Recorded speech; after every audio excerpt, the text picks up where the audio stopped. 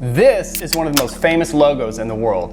And this one's pretty well known too. Maybe you've heard of them. What you might not know is that both of these companies spent a mind-bending, staggering $0 on their logo. What if you too could have an amazing logo without spending a dime? Well, I'm here to tell you that you can, and I'm going to show you how. I've worked with well over 100 startups, designed at least that many logos, and I want to give you some practical tips and tricks so you can get going on your mission with a killer logo. I've never shared my process for this before, so who really knows how this will turn out? But let's find out.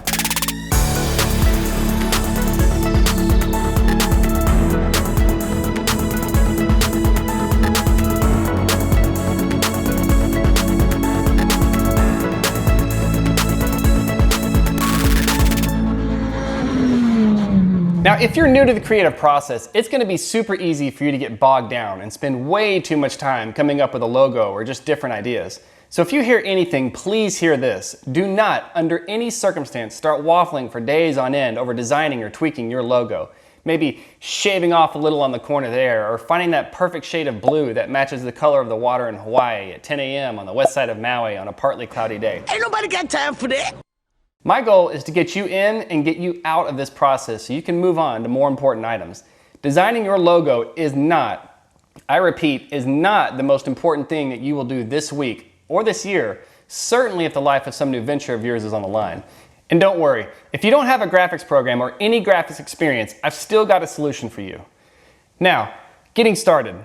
I've got kind of a tie for first place here on what to do first. So to keep it fun, I want you to do both of these things first. One, pencil, paper, sketch. What ideas come to mind? Sketch them down, write it down. Do not auto-kill any ideas, even if you're working with a group. Two, 1B, get lots of quality similar logos on the screen. I can't stress this enough.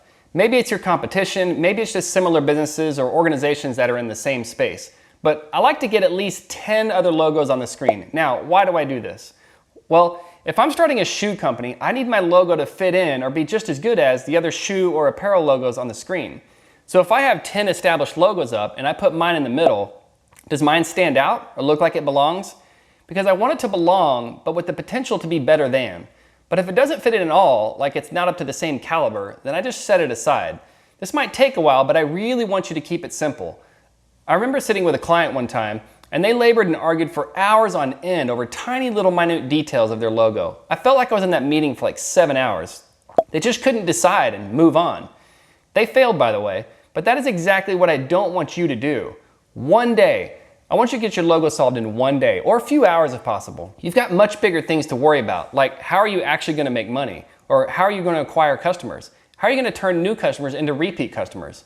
How are you going to penetrate or interrupt the space that you're in? Those are the real things that you should be spending real time on.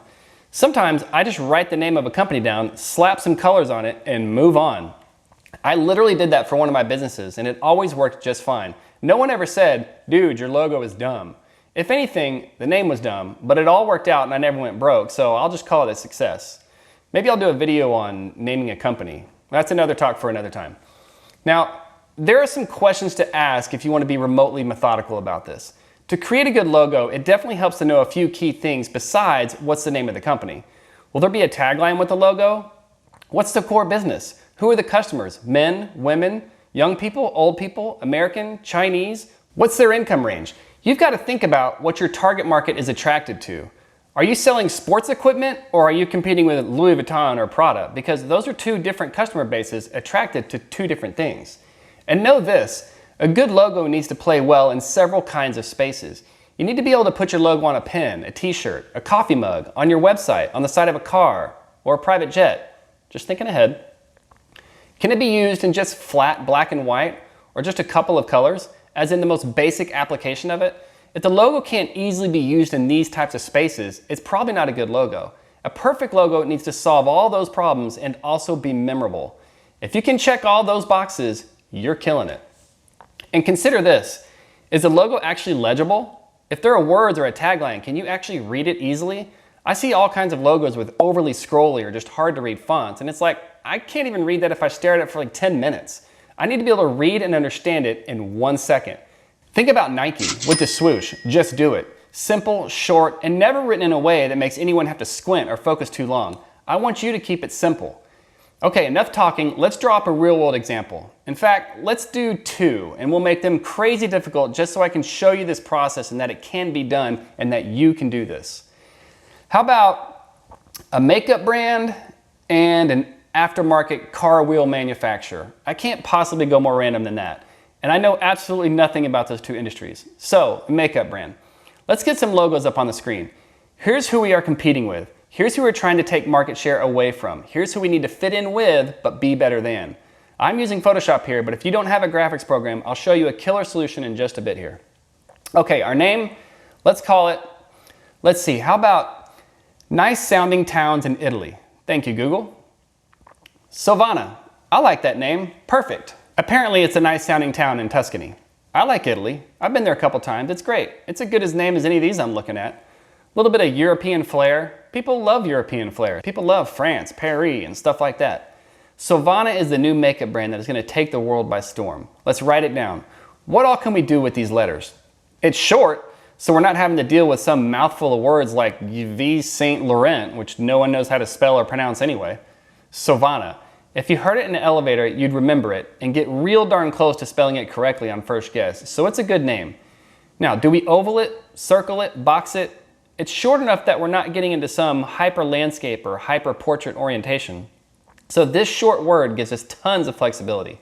It's not like we're making a logo for PricewaterhouseCoopers, which is a total mouthful. Might as well add 3 other people's names to that list. So we have it.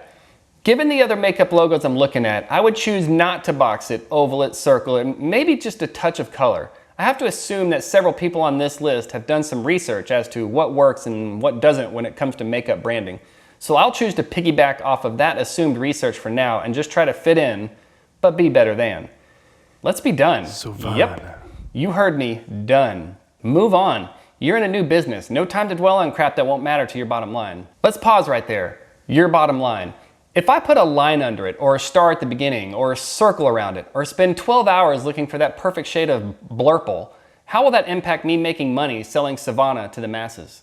It won't at all. So why would I spend any more time tweaking it or second guessing it? I shouldn't, so I won't. All right, let's do the other company, the aftermarket car wheel manufacturer. Let's go to the Goog and get our stack of companies on the screen. Okay, definitely seeing some interesting trends here. Lots of initials, a little more badge-like, lots of color reversals or shadow letters or outlines. I don't know what you call it, I don't care. I've got a wheel business to launch. Can't be an expert at everything. A lot of these look pretty cool, and some suggest motion or look fast, like TSW or XXR, the slanted letter things. It brings motion to the table. I can get on board with that. Maybe we'll play with that. And oh, we need a company name. Let's name our wheel company. Let's see, what's Latin for wheel? Rotam? Okay, not terrible. Maybe we massage that a little bit. Rota, roto, roto. Roto's good. How about roto racing? Done.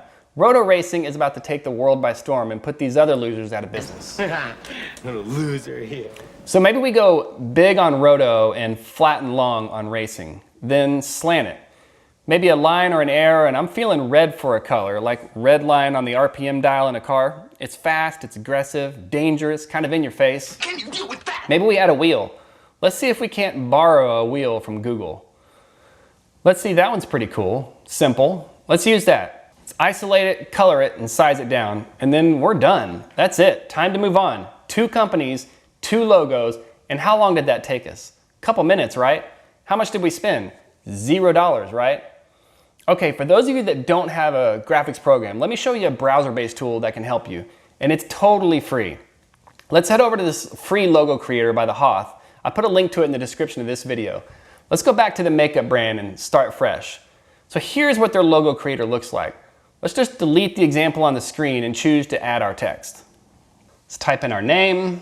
All right, let's make it a little bit bigger. We can change the font simply by clicking through these options they give us here. And let's see, maybe we add a symbol. They've got all kinds of different categories here on the left, but let's go ahead and pick abstract. And we'll just scroll down here until something kind of jumps out at us. This one's not bad. Let's see if we can use this. I'm just gonna size it a little bit here, see if I can't make it the same size as the letters. And let's see, we should be able to change the colors. So let's try to make this a little bit more makeup looking. Let's use a purple And let's see, maybe we'll go pink on this one. A little bit lighter. Yeah, that's not bad. And then maybe let's try a blue, like maybe a light blue. See, now that doesn't look that bad. That's totally usable. Now here's something we can do with this word. Let's put some space between the S and the V and move our little symbol to the middle. That's not a bad logo. That's totally workable. We could even make this little symbol thing a little bit larger. We can probably soften up that black a little bit and go with kind of a dark gray. But this is a totally usable logo. And it didn't take any more than just a couple minutes to design it. Now, let's chat real quick about brand perception, because I know if I put these logos up on the screen, you're like, whoa, those are amazing logos. I want a logo as good as one of those. But let me ask you, why? Why are they amazing logos? Well, they have history. They represent successful companies. You see this on a billboard or on the side of Michael Jordan's shoe and you're like, man, that's awesome. It's brand perception. Now, we can't really do this, but what if in your brain we could detach these logos from everything you've attached them to in your head? Like if you were creating a brand new shoe company and the swoosh wasn't even a word and no symbol like it had ever been drawn before, what would your perception be of a swoosh? If you came to me to design your new company logo and I drew a swoosh and I slid it across the table on a napkin and said, this is your new logo. Having never seen a swoosh before and pretending it has nothing to do with Nike, what would you say? It's a curved check mark. That's amazing. Well, maybe you would, maybe you wouldn't. The swoosh on its own, not attached to successful famous Nike, is just a random curved check mark. No big deal. But because Nike is crazy successful and has paid handsomely to slap their logo on many of the best athletes in the world, you perceive that logo to be awesome. And this is why I don't want you to labor for hours on end over your logo. A logo typically isn't love at first sight. It builds power and value over time, like a slow romance. The value of your logo is all future value. The value of the business dictates the value of the logo. Did you hear that? The value of your business dictates the value of your logo. If your business does poorly, no one will ever care about your logo. But if you kill it and grow beyond your wildest dreams, then all of a sudden your logo has incredible value. It's not about the logo, it's about the business that it represents. Take this logo. It's actually a great and fine logo, but that's not what you thought when I put it up on the screen, because the logo is married to the business and you have certain feelings about the business. So you perceive that logo in a certain light, but there's nothing wrong with the logo itself. See, your brand isn't what you say it is. Your brand is what everyone else says it is. Your marketing, while important, doesn't get the last word. The customer does. You want your logo to have swoosh impact? Then work so that your business becomes a force to be reckoned with. You have to keep the main thing the main thing. Focus on stuff that actually deserves your focus. Your business probably will not succeed or fail because of the logo itself. So listen, I know your company and your logo are important. Logos can be extremely valuable assets, but it's a task you need to solve and move on from. Just keep it simple. And remember, you can change your logo and your name even later on if need be. You're not traded on Wall Street quite yet. Make good decisions and move on. Okay, let's wrap this up. Your logo needs to be legible, not overly landscape and not overly portrait. It should be memorable. Is it simple enough to put on a pen, a cup, a t-shirt? Does it look like it belongs but can still be better than? And remember, brand perception changes over time. In the beginning, it might just be a stupid curved check mark. In fact, that wasn't even the real beginning for Nike.